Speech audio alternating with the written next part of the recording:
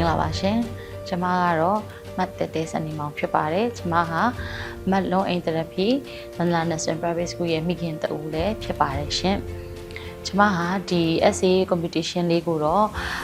Facebook မှာပေါ့နော်စတင်ပြီးတွေ့ခဲ့တာပါစတင်ပြီးတွေ့တဲ့အခါမှာသူရဲ့ခေါင်းစဉ် IB Education for All ဆိုတဲ့ခေါင်းစဉ်လေးကိုကျမအနေနဲ့အရင်ဆုံးစိတ်ဝင်စားသွားပါတယ်ပေါ့နော်အဲ့မှာစိတ်ဝင်စားစွာနဲ့ကြည့်လိုက်တဲ့အခါမှာသူဒီ IB Education for All ဆိုတဲ့ဟာကိုရှုထောင့်အမျိုးမျိုးကနေရေးသားလို့ရအောင်ကလေးတွေအတွက်ပြိုင်ပွဲဝင်နေရမယ့်ပုံစံမိဘတွေအနေနဲ့ပြိုင်ပွဲဝင်ရမယ့်ပုံစံဆိုပြီးခဏလေးခွဲထားတာကိုကျွန်မတွေ့ရှိခဲ့ရတယ်ပေါ့နော်အဲ့ဒါနဲ့ကျွန်မပို့ပြီးစိတ်ဝင်စားသွားပြီးတော့မှဒီပြိုင်ပွဲလေးမှာတော့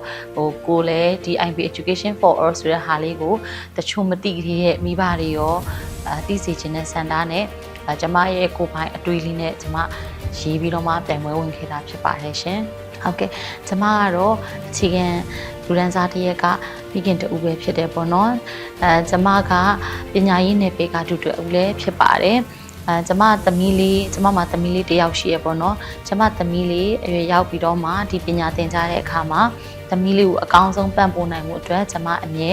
လေ့လာနေပါတယ်လေ့လာတဲ့အခါမှာလည်းကျမတက်ဆွမ်းနိုင်များအင်အားနဲ့ပဲကျမသမီးလေးကိုကျမပံ့ပိုးပေးခဲ့ရပါတော့ကျမကဒီပညာရေးလောကနဲ့ပညာရေးနယ်ပယ်တွေကဖြစ်တဲ့အတွက်ပေါ့နော်ကျမကဒီလို essay လေးတွေဆောင်းပါးလေးတွေရေးရအောင်ကျမအင်မတန်မှဝါဒနာပါပါတယ်ရှင့်။ဘာကြောင့်ကျမဝါနာပါလဲဆိုရင်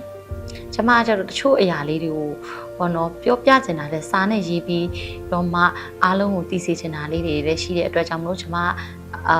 ဘောနော်လင်းတင်လို့ပေါ့နော်ကျမရေးလေးရှိပါတယ်ဒါကြောင့်မို့ကျမ2019ကမ္ဘာဆရာ2018-2019ပေါ့နော်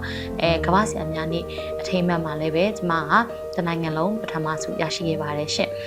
နောက်တစ်ခါဒုတိယအကြိမ်2021ကိုဗစ်ကာလမှာလည်းပဲကျမက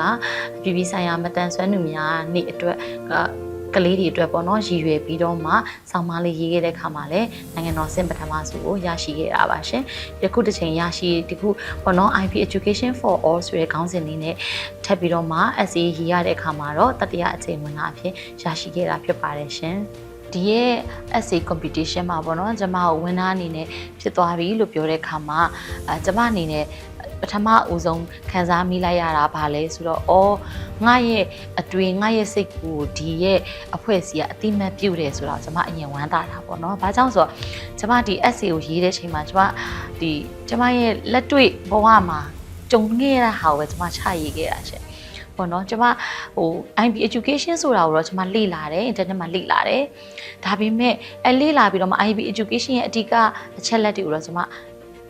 ရေးသားခဲ့တယ်ပေါ့နော်ဒါပေမဲ့အများဆုံးကတော့ကျမရဲ့ကိုယ်တိုင်တွေးကြုံနေရတဲ့အတွေ့အကြုံပြီးတော့မိဘအများဆုံးတွေးကြုံနေရတဲ့အတွေ့အကြုံမိဘအများစုကသားသမီးတွေပေါ်မှာဖြစ်စေခြင်းတဲ့အတွေ့အကြုံတချို့မိဘတွေကငွေကြီးပြည့်စုံတဲ့အတွက်ဒီလိုကျောင်းကြီးတွေမှာထားနိုင်တယ်ဆိုတော့အဲ့ဒီလိုမိဘတွေကနေပေါက်ဖွာလာတဲ့ကလေးတွေကကြတော့ပြည့်စုံတဲ့မိဘတွေကနေပေါက်ဖွာလာတဲ့ကလေးတွေကကြတော့ပြည့်စုံတဲ့ပညာရေးကိုရတယ်ပေါ့နော်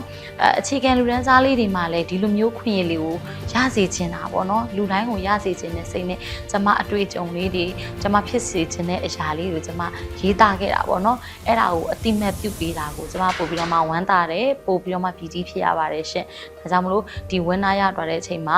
ကျမမှာခံစားချက်နှမျိုးပေါ့နော်ဝင်းနာဖြစ်တာကိုလည်းကျမအရန်ကိုပြောပါတယ်ပြီးတော့ကျမရဲ့အတွေ့အကြုံလေးတွေကျမရဲ့ဖြစ်ချင်တာလေးတွေကိုလည်းအတိမတ်ပြုပေးတဲ့အတွက်ကိုလည်းကျွန်မအင်မတန်မှဝမ်းသာပါတယ်ရှင်